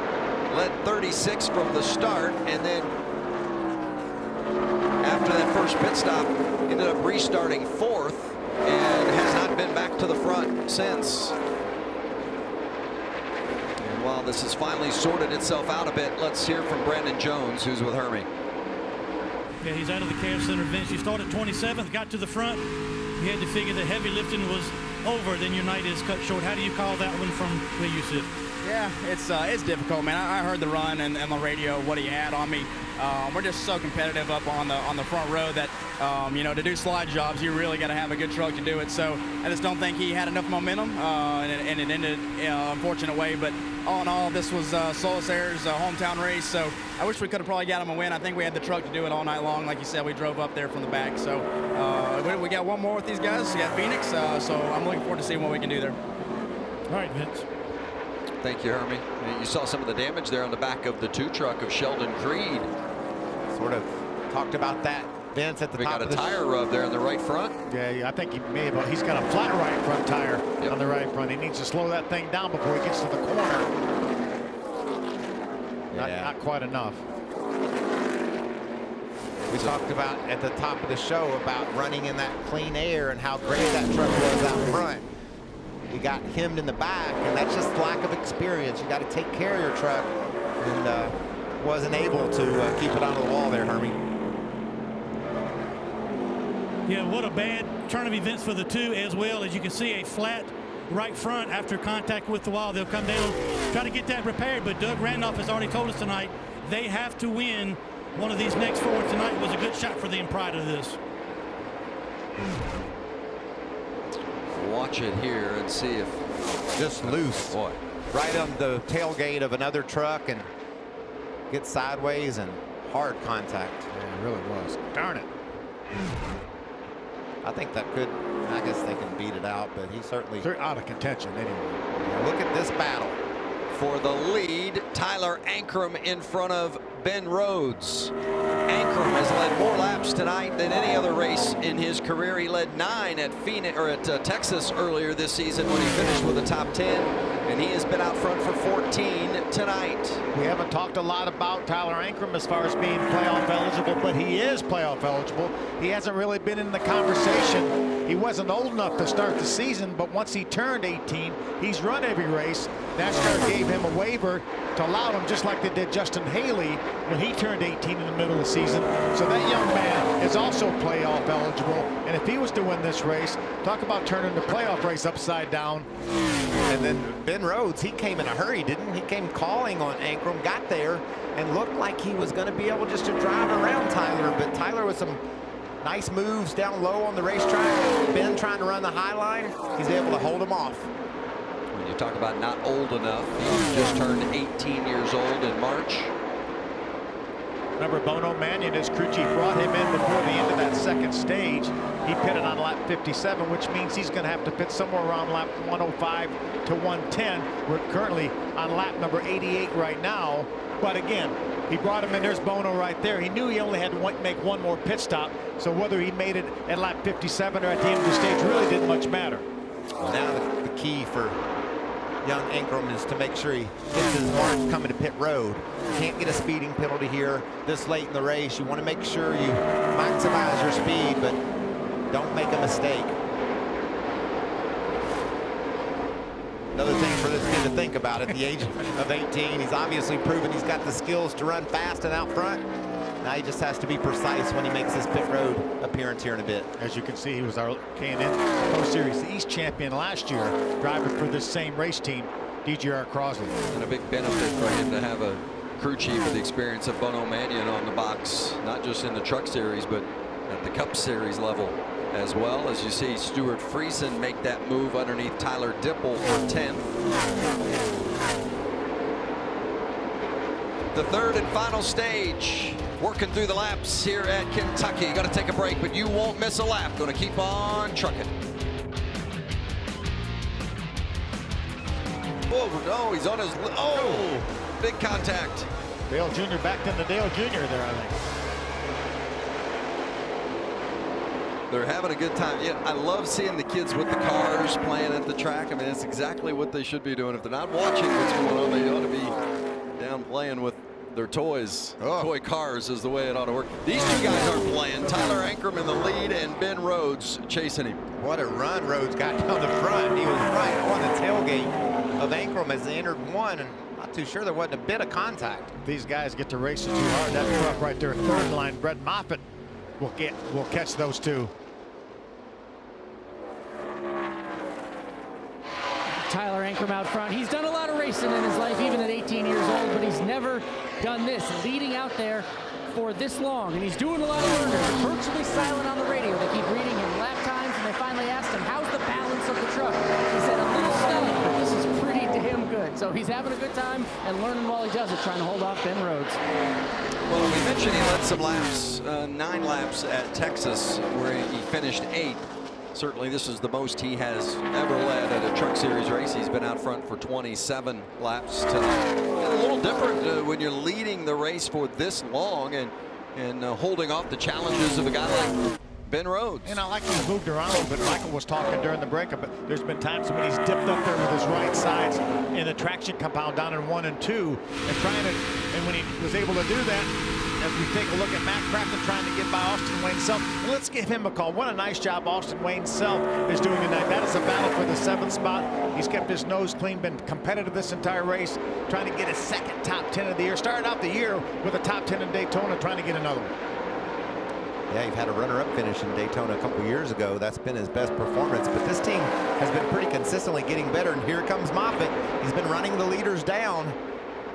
For second, Brett Moffitt inside, and last year's race winner here in Kentucky, Ben Rhodes, there in the 99.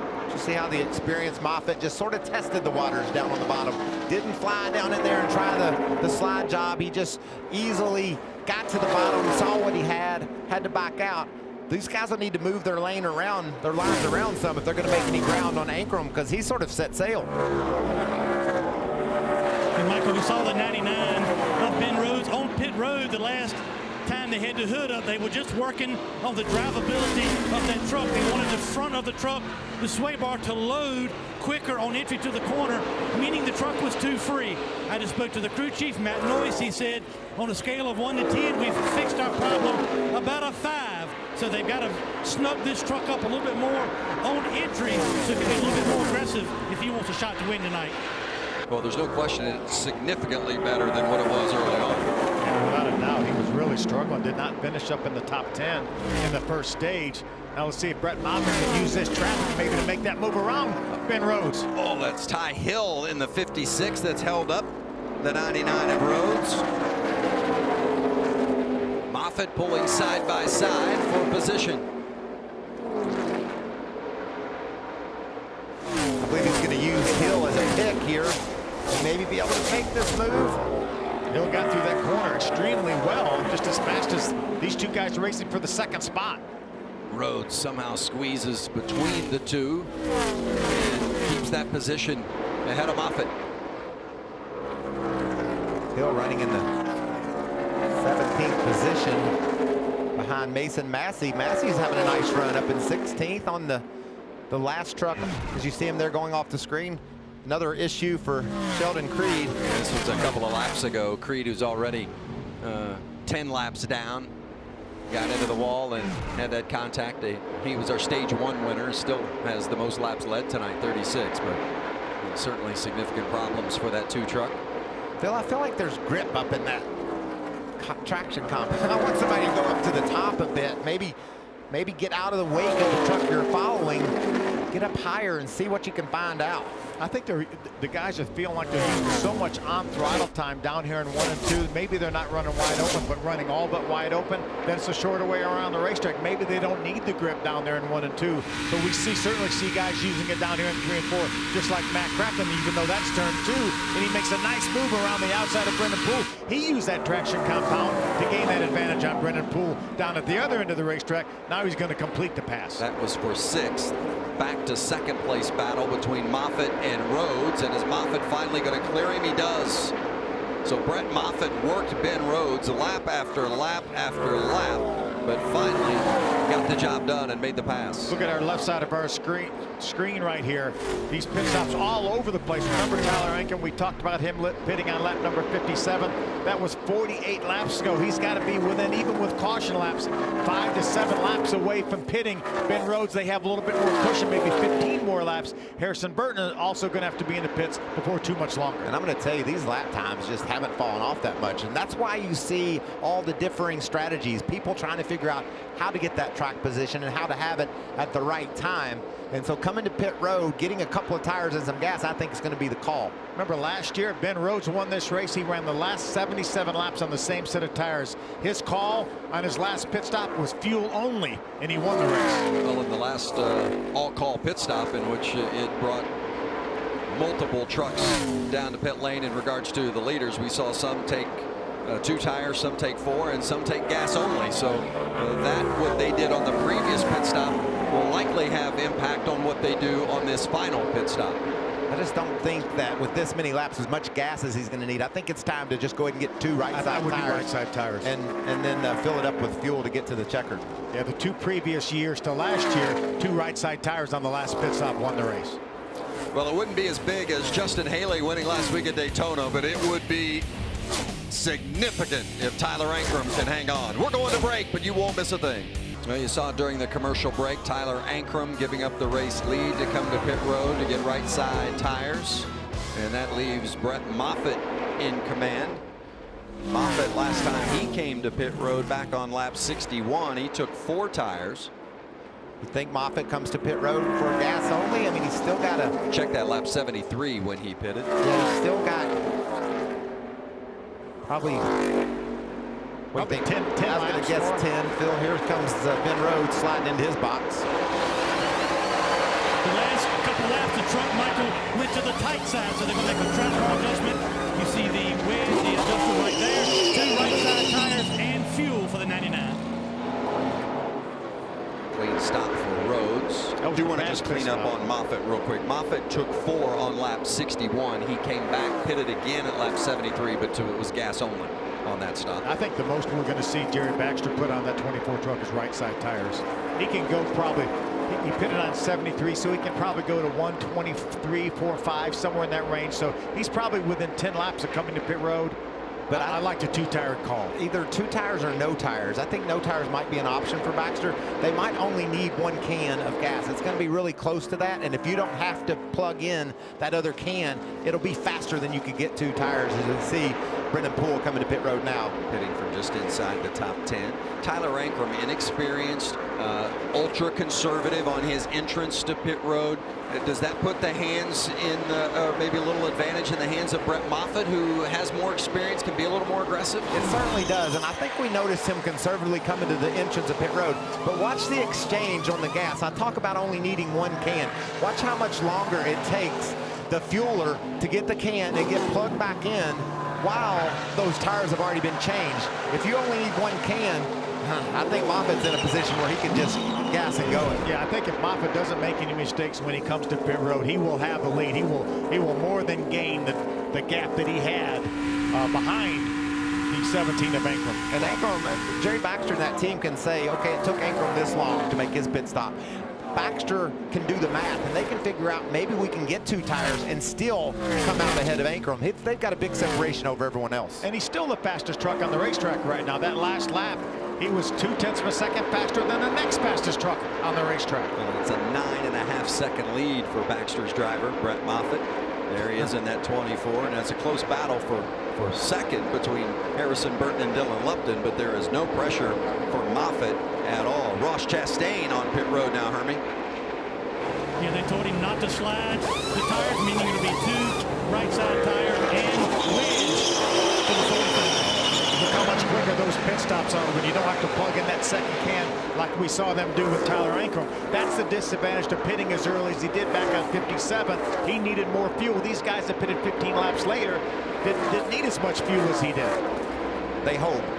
They hope they got enough in. You got to get that first can emptied for sure in order to be safe. That was awful quick there on Moffitt. Well, then, how about 17 Tyler Ankrum after leaving pit road and getting back up to speed, having a handful right there and having to gather it up with Mason Massey on his right side door. That was a great save, without a doubt. Now he's going to give it another try to get by that 33 truck. See if he can make it this time. Ankrum actually had a close call even before that with the 45 of Ross Chastain.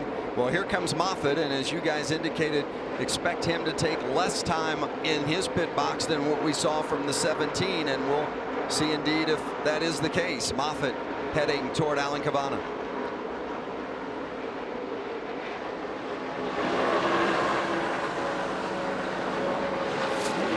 We're just telling him don't speed as he gets into his pit.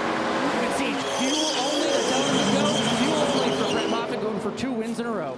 Well, I think there's a couple of things there, Phil. They knew how fast they could do that stop if they didn't change tires. And then B, what you mentioned earlier, he had just run a lap that was within a tenth or two as fast as of any lap he's run all night long. So they know they've got speed, and they just want to keep that track position. Harrison Burton taking care of his service as well.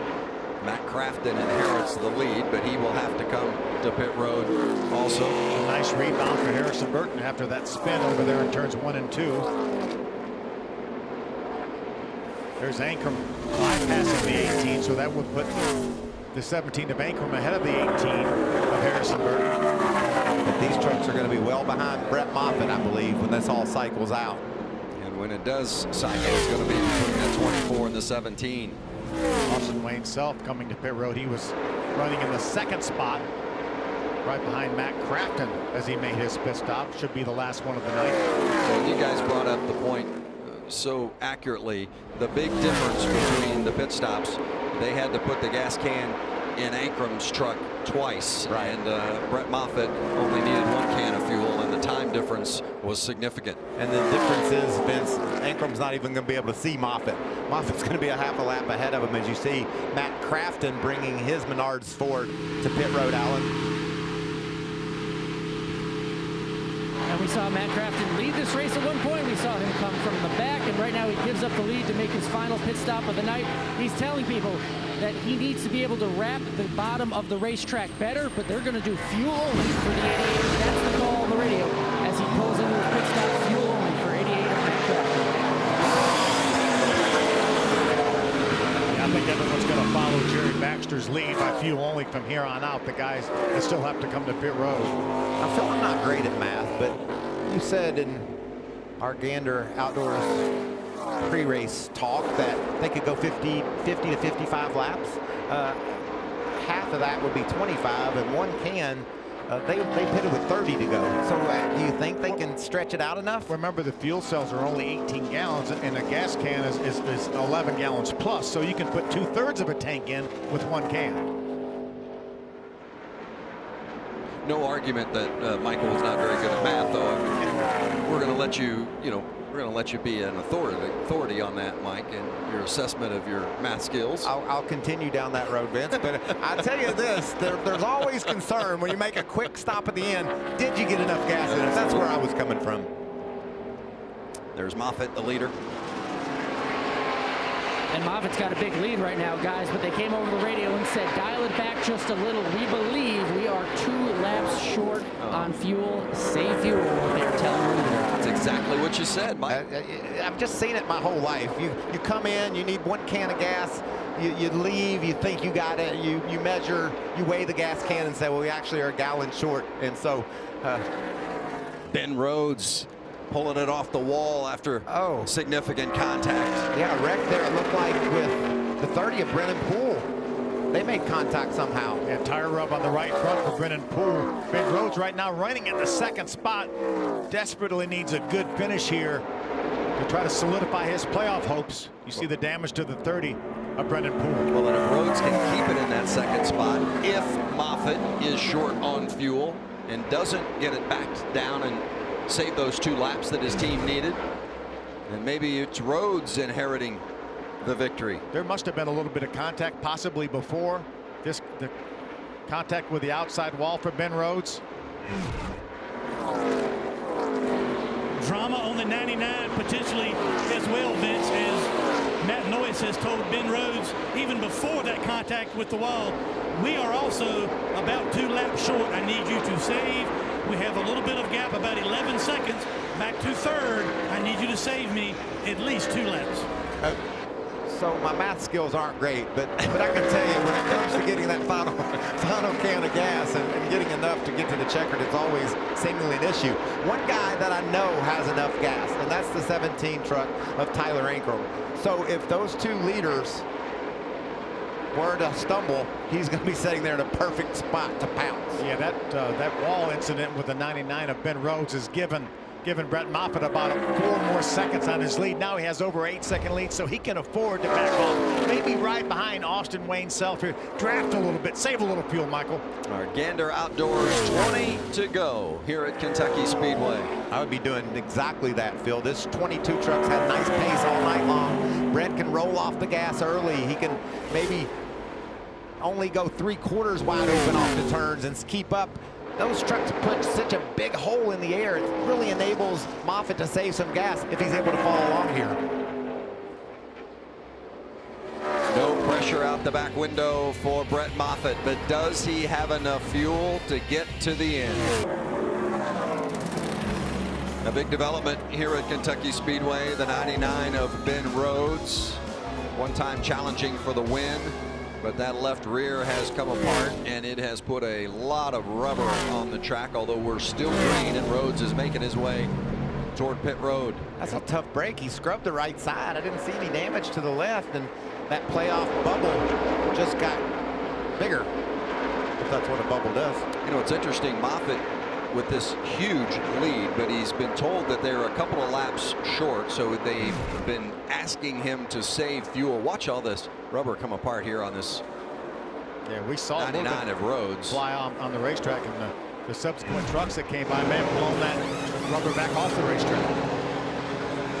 Yeah, just left side for the 99, also trying to make sure they've got the fender and a lot of rubber that's wrapped around the hub and the brake system and the track bar, and a lot of mess to clean out. Tough break for the 99. They'll get him back out and try to finish this one off, but another big setback for this race team. Well, you see our Xfinity fastest pit stops, and teams were doing work, and in some instances gas only, some 2 tires.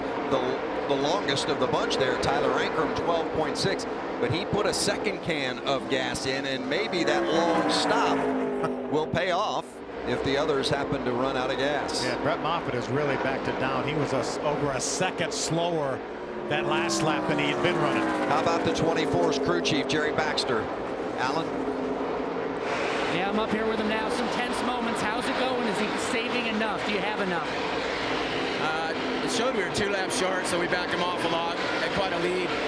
I think the GM Chevy's good. Been good all day long. You know, just need a track position again like last week. So hopefully we saved enough. Well, time will tell, guys. Yeah, Alan, he's saving at the rate of 2 seconds a lap now, which he has 8 seconds to give away to Tyler Ankrum, and I'd give away most of it, Phil. You've got to make sure you get to the checkered, and Moffitt has backed it way down. As a race car driver all your life, you're just trying to go as fast as you can possibly go.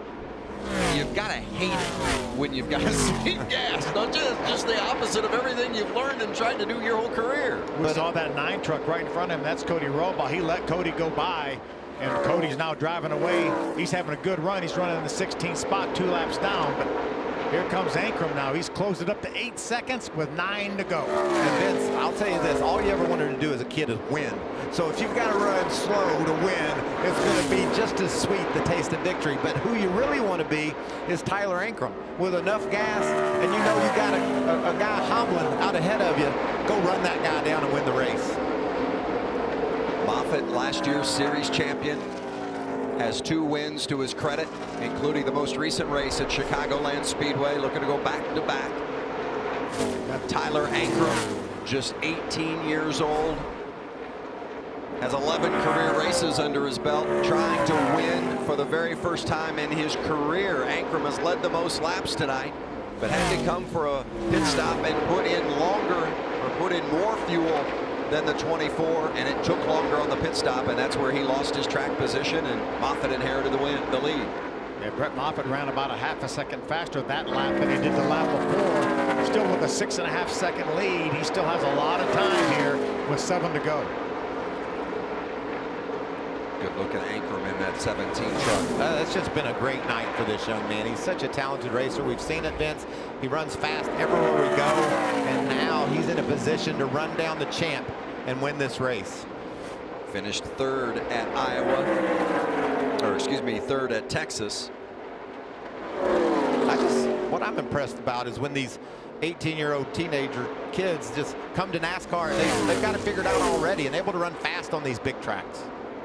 Yeah, Brett Moffitt that time was the fastest truck on the racetrack. They must have turned him loose and said, maybe you've saved enough by now, as he's going to try to get by the 9 of Cody Robaugh that he let go about a half a dozen laps ago. Maybe it's a case where he said, I got to see what I got. Make sure if Tyler does get here, I can go for it. But he's still got a big lead. Needs to still be saving with just 5 to go.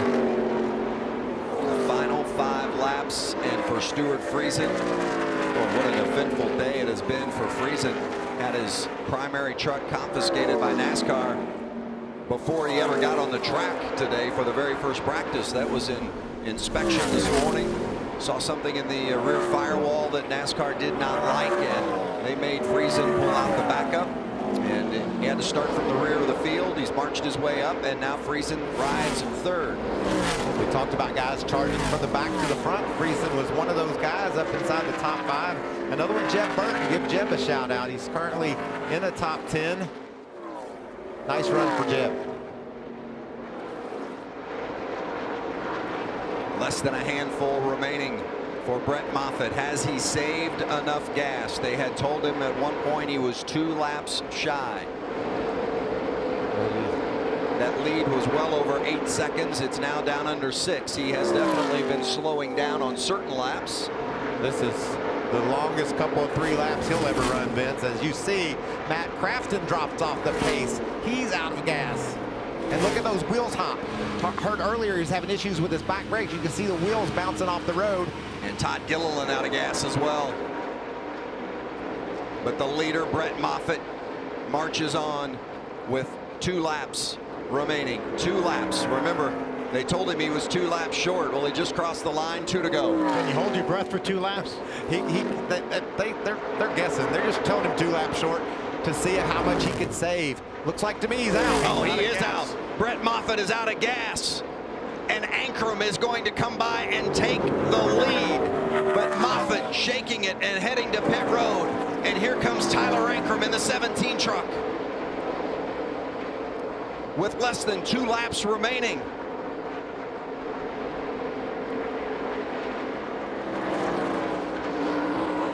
One lap remaining for Tyler Ankrum. Gilliland Crosley Racing has never won before, and Ankrum, just 18 years old, couldn't even race all the tracks at the beginning of the season because he wasn't old enough. Turned 18 in March. He has led the most laps tonight, and it was no fluke. What an upset. Tyler Ankrum wins at Kentucky.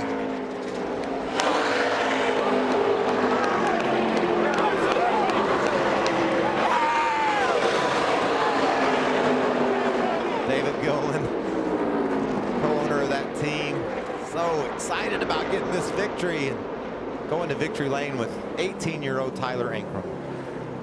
And on the other side of the world, you saw the 24 of Moffitt there creeping out of the pits. Disappointment for that team. Tyler Ankrum joins Carl Edwards as the 2nd driver to win for the first time in his career here at Kentucky. Pretty good company. Allen's with the crew chief. High fives, hugs, all sorts of celebration going on.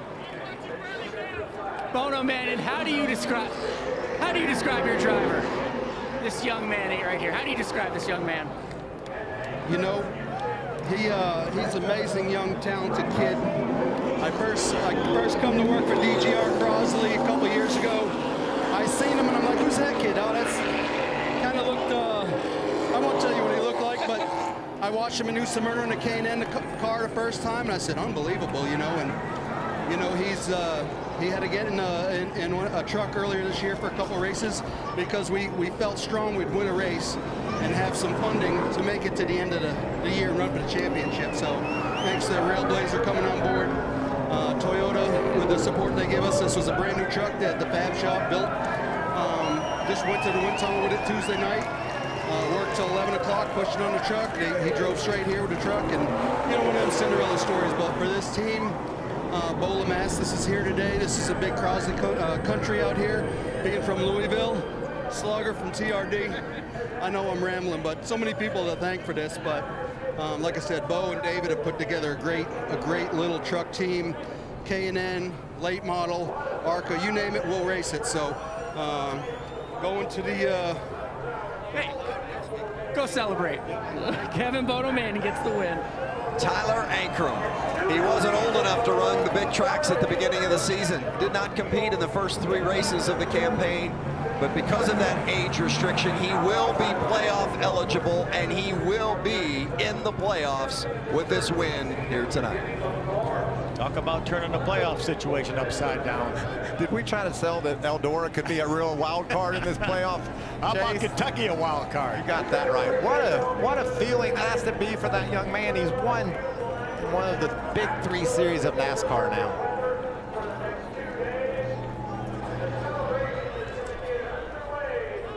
You never know. Live sports, unbelievable. How about that celebration? Do you have to do that? Tyler Ankrum, the winner at Kentucky. The unlikeliest of scenarios when this night started. 18-year-old Tyler Ankrum has stunned the Gander Outdoors Truck Series world with his first career win in his 12th career start. Does it for Gilliland Crosley Racing. And how about this playoff picture? All of a sudden, Ben Rhodes goes from good, you know, in the 8th position of the cut line. Now he's all of a sudden 10th after his issues tonight, and Burton's got a big 40-point gap to the 8th playoff spot. Ben Rhodes was 53 to the good. He's lost 113 points in the last 2 races to the cut line. Wow. It looked like Brett Moffitt had this one, but it didn't work out, Hermie. And he's won some races, Vince, in dramatic fashion tonight. I know a lot of disappointment. Your crew told you about 10-15 to go, about 2 laps short. So how do you know when you've maybe going to save enough? I was just backing up as much as I could. I mean, honestly, everyone on this team did a great job. Sucks to lose them like that, and we lost another playoff spot to another manufacturer, which isn't good for Chevrolet. But you know, we had a really good Chevy Accessories Silverado here tonight, and all in all, you know, we called it a great race, and we were just a lap short.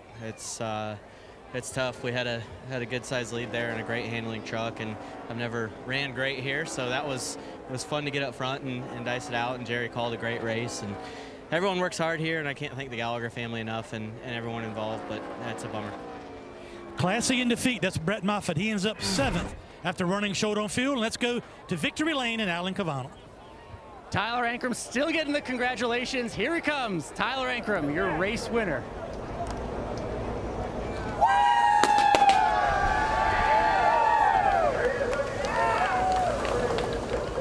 Tyler Ankrum, there was a time in this race where you were leading, clearly had the best truck. You come out in 2nd, a large gap in front of you. What are they telling you on the radio about the leader, Brett Moffitt? Man, honestly, I wasn't even really listening. I was just trying my rear end off. Holy cow! I think I held my breath through the last 30 laps there. You're exhausted. I'm tired. I think I honestly forgot to breathe. Holy cow, that was awesome. I just can't thank my guys at DGR Crosley enough. You know, this win was for D2. He was my tire guy last year in the K&N Championship. He's currently on his way to Boston now to hopefully get healthier. And got to thank the guys at Railblazer Academy, Toyota. Man, I just don't know. I just don't know what to say. You came into the season with championship aspirations. There were some sponsorship issues that took that scenario potentially away. You're locked in the playoff now. What does that mean to you? Hopefully that means a sponsor. Holy cow. I cannot believe I just did this. So, a big hug for Mom. Tears of joy for their young son. Family tears. More hugs, but just tell them, I mean, you could chase a championship now. Man, I just don't. It's going to take a lot more work, that's for sure. I can't believe this dream come true. I didn't, honestly, you know, one of my biggest faults is I've always doubted myself. And tonight, I kind of felt all that wash away. So I just can't thank David Gilliland, Bola Massis, DJR Crossley. I don't know what else to say. Enjoy it. Doubts no more, guys. Tyler Ankrum is a Truck Series winner. He had only had one top 5. Now he's a winner. The 18-year-old from San Bernardino, California, Tyler Ankrum, victorious. Bono Mannion, the crew chief for Tyler Ankrum. As he sees Brett Moffitt run out of gas, meaning that Tyler Ankrum, his driver, has inherited the lead with 1 to go. How about that? Don't you just love the emotion of this sport? I mean, it can go from the best to the worst so quickly. How about this top 10 and some of the names we see in this one? Dylan Lupton, what a job he has done again tonight with that 5th place finish. Such a good run at Chicagoland as well. And what a day for Stuart Friesen. Hermie Sadler caught up with him. Hermie? Well, what a day it's been for Stuart Friesen in this 52 team. You start off by losing your truck. You go to a backup. You start at the back. You come back to second. And a lot of things went on in between. So how satisfying, although it's not a win, is this second place finish for you after the adversity your team faced today? Yeah, Tripp and the guys battled really, really hard to get this thing ready. Again, it still had the rubber all over it from Chicago, and it's just been tough. This has been a backup truck for us for the 3rd race now, and it's tough. We just fight a balance shift on it. We get it good, then it's good for a couple laps, and it fights us and gets tight, and then it's loose. And even in runs where they would start to run and be dead wrecking loose, and then all of a sudden 6 laps would, you know what I mean, it'd turn its hat around and start to dig and be awesome. So thanks to Halmar and Chris Larson. Chris has been like a father figure to me, and it's so cool to compete at this level and you know, represent him well. So thanks to him, thanks to Team Chevy for everything they do for us. It's cool, and say hi to everybody at home. You know, the modified fans back in the Northeast, appreciate all the support, and hi to Jess and Parker. I'll see you tomorrow, buddy. From last to second in a backup truck tonight for Stuart Friesen. Yeah, second for the 6th time in his career. No second for this young man. Tyler Ankrum, for the first time in his Truck Series career, celebrates in victory lane. In a couple of weeks, we'll be at Pocono Raceway. You know, they call it the tricky triangle, but have you seen they've made the announcement they're going to put the traction compound around the track, so will it now be the sticky triangle? It's still going to be tricky. That tunnel turn is one of the most intimidating and challenging turns in all of racing. Maybe something like this turn 3 here at Kentucky. You know what I wonder, Vince, is if this track was sticky. I didn't notice it, did you? Those truckers certainly didn't. We saw a lot of action, a lot of spins and slides. So it looked slippery to me, but slippery doesn't rhyme with tricky. So they're hoping for sticky. Oh, goodness. What a night for that young man. Tyler Ankrum winning, Bola Mastis in there. And how about Jeff Bodine there in victory lane? Jeff Bodine and Bola Masters are really, really good friends. Good to see Jeff in their victory lane celebrating with him. The TRD folks in there, President Dave Wilson. There's Joe Dan Bailey. Joe Dan's father, H.B. Bailey, raced with us back in the day. Number 36. There's David Gilliland right there next to the jukebox that Crosley makes. Let's go downstairs to Hermie.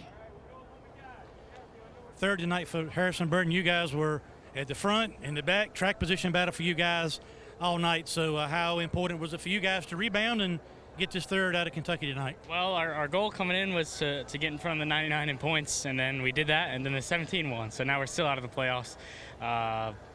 Just excited for the opportunity to go and have to win. That's going to be fun. I like that pressure. I like being up against a wall, and I would rather not be, right? But it's going to be fun going into the next few races with that mentality, that mindset to have to just go and win, and that's all you can do. So we're going to be going all out for it, and I know that my Safe Flight Auto Glass Toyota Tundra guys are going to get it dialed in. The pressure will ratchet up on these drivers. 3 to go before we decide who's going to race for a championship. The winners this season, of course, Kyle Busch has got those 5 wins, multiple wins for Brett Moffitt and Ross Chastain, but Tyler Ankrum adding his name to the list tonight at Kentucky.